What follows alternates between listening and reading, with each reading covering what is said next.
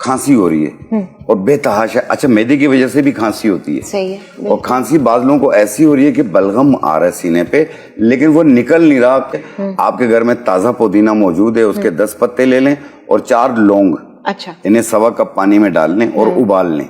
कहवा बन गया। 1 कप सुबह, 1 कप शाम, 1 कप सुबह, 1 कप शाम, 2 या 3 दिन पी लें। अच्छा। सीना भी साफ, गला भी साफ, बलगम वगैरह सब हर खत्म। चीज वैसे ही रूटीन में शामिल कर ले, कुछ है या नहीं है ना। एक वैसे ही टाइम बहुत फिर रात अच्छी के एक चीज टाइम है। पी लिया करें। है ना, हाँ, वो भी आपको अच्छा ये है। जो एलर्जी रहती है ये उसको दूर कर दी।